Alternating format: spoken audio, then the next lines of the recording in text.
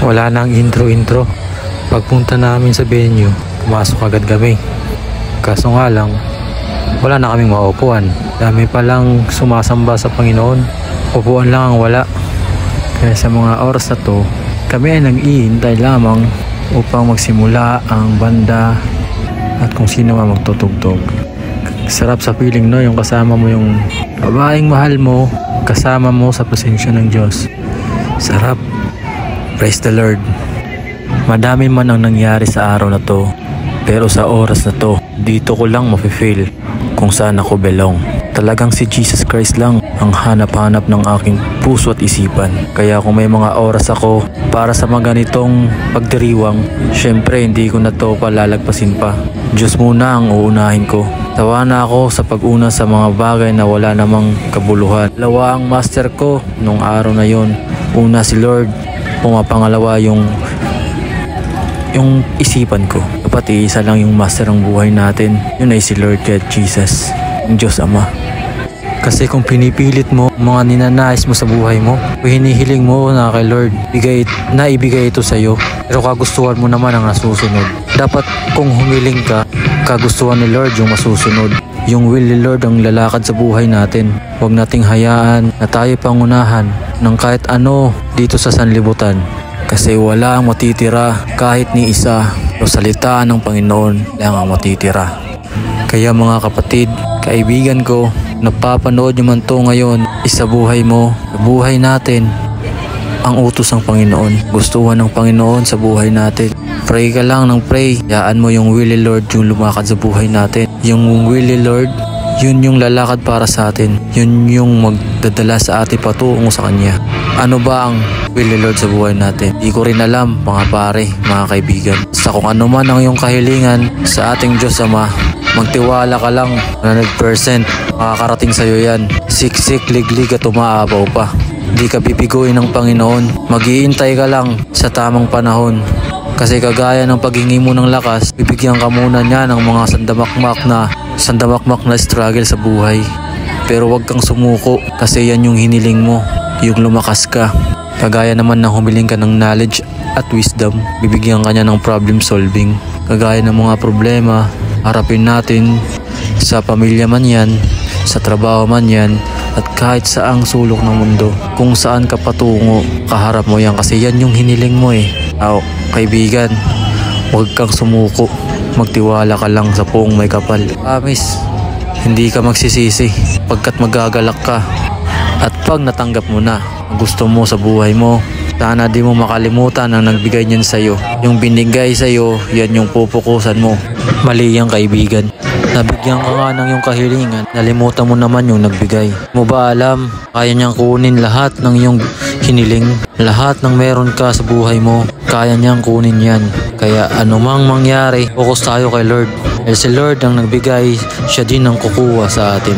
Kagaya nito ni Mayor ng Calbayog City. Hindi dahil sa iyo, Mayor, at sa iyong asawa, hindi mabubuo ang ganitong kaganapan. Maraming salamat, Mayor Moonmoon. Imbes na magde-date kayo ngayon, ibinigay mo kay Lord yung oras nyo ngayon. Happy anniversary po sa inyong dalawa. Pagpalain pa po nawa kayo ng Panginoon.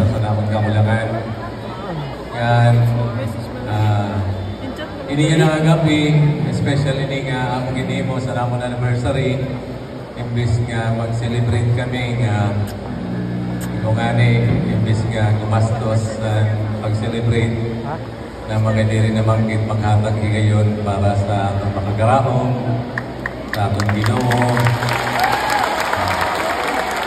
Bisan pa man, magkaiba ang aton pagtuo, magkaiba ang aton simbahan, magkaiba ang aton interpretasyon sa Biblia, magkaiba ang aton pamaagi. Ang importante sa aton, usala ang aton makagarahong ng Diyos. Anyway, nasa niya na mga salamat, maraming mag-expect na sugat siningayan, kadamo, anamon mapapalipay. Sugat siningayan ang kadamo, anamon madadaranan ni sa ngaran sa pagtungo sa Ginoo, nga namon pag lugmay ni Angie, nga diri na sa amon pamilya, pati pa sa iyo, kandiya na, hindi rin naman makakilala.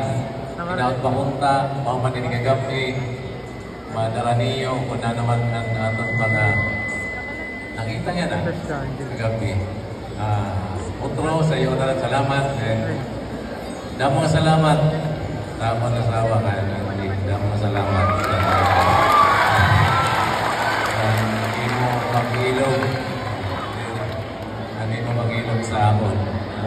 I know, dako yung masakripisyo. Hindi na maharap kasi, hindi na maharap kung nanulat na yung mga ginagihan. Kasi niya yung pamilya ni Angie, na hindi maharap kung ano yung ginagihan sa akin. Sisikreto na lang niya, giniilog na lang niya. Pero pisar sana, Sir Gimamad. Damo salamat yan.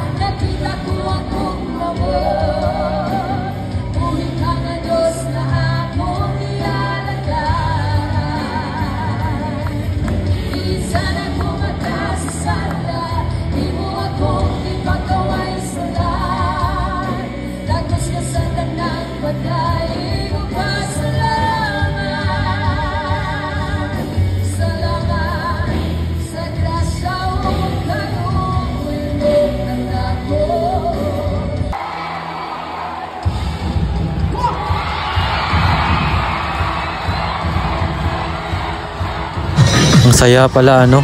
Sarap sa pakiramdam.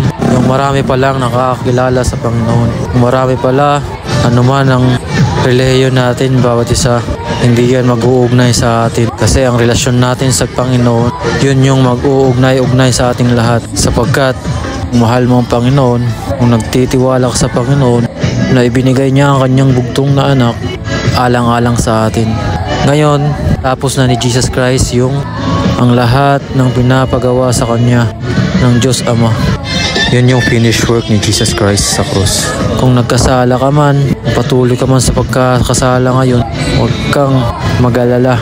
Kasi patatawarin ka at pinatawad ka na ng Panginoong Isus. Ito nga, He is the way, the truth, and the life. Lahat ng gusto iparating sa atin ng Panginoong Ama na ipaparating sa atin. Dahil lahat mga salita niya ay sinabi sa atin ni Jesus Christ nung nandito pa siya. Mga kaibigan, kung ano man ang dumating sa buhay natin, tanggapin natin at ipagpasalamat natin. Ikaw, happy ka ba sa buhay na mayroon ka ngayon? Alam mo ba ang mga bigay ng Panginoon sa iyo ngayon? Ano-ano ang mga ito? At ito ba ay napasalamatan mo na sa Kanya? Kinalimutan mo na ang nagbigay kasi nakapokus ka na sa naibigay sa iyo. Kapatid, habang andito ka pa, pwede ba tayong manalangin? Ama namin nasa langit, kami po ay nananalangin. Kami po ay nagpapakumbaba sa mga oras na to. Ano man po ang aming nararamdaman, aming puso at sa aming katawan, Panginoon. Lord, Ikaw na po bahala sa aming buhay, Panginoon. Pagalingin niyo po kami, Panginoon. Lord, yung taong nakikinig dito ngayon, Panginoon, kung ano man ang bumabagabag sa kanyang isipan, Panginoon. Lord, kay Jesus, hallelujah. Ikaw po ang magpuspos sa amin ng banal na Espiritu. Bigyan niyo po siya ng kalakas. Palakasin niyo po ang kanyang puso at isipan at kanyang naharapin ang kanyang mga pagsubok sa buhay, Panginoon. Lord, please, tulungan niyo po kami. Tulungan niyo po itong tao na to na nakikinig ngayon. Hawakan niyo po ang aming puso at isipan, Panginoon. May times po kasi, Panginoon, na masakit na pero kinakaya pa namin, Panginoon. Pero sa dulo nito, Panginoon, nanghihina kami, Panginoon. Tumatakas sa realidad. Help us, Lord, kung paano i-focus namin ang puso at isipan namin sa iyo, Panginoon. Kasi ang final response na meron kami, Panginoon, ay sa piling mo, Panginoon.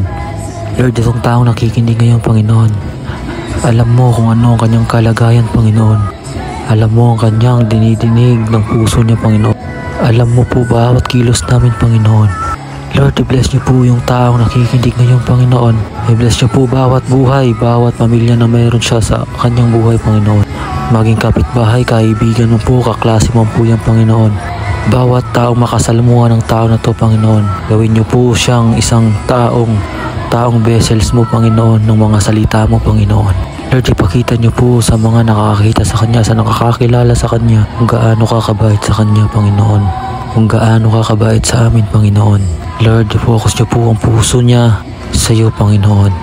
Ikaw lang po ang aming Master, Panginoon. Help us, O Lord.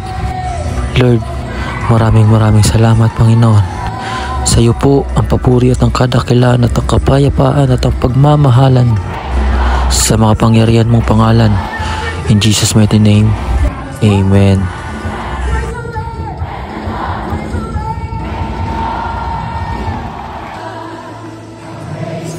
Sarap ng feeling ng ganito. Revival lahat. Feel na feel mo yung presence ni Lord. Kaya sa mga oras na to, nafe-feel ko na yung presence ni Lord. Ang dami palang pumupuri sa Kanya. Akala ko kami lang, kasi iilan lang kami sa church. Magbibilang mo lang yung members namin na meron kami. Pero masaya naman kami umaawit at pupuri sa aming bahay-sambahan. Pero dito, sasayaw ka sa galak, sa tuwa, at sa dami niyong nagpupuri. The best ka, Lord. Thank you. Dahil nakatin ako sa ganito. Meron man nangyari na parang ititigil na sana yung pag-attend ko dito, pero mabait ng Diyos sa akin, kaya ginawa niya ng solusyon. Galing, no? Walang imposible, basta si Lord na yung gumawa at yung kumilos. Lahat ng problema mo ay kayang-kaya mo. So mga kaibigan, hanggang dito na lang yung aking pag-audio. Kayo, kung makikinig pa kayo sa mga awitin, kayo na yung bahala. Sana nagustuhan nyo. Maraming salamat at paalam, mga kaibigan.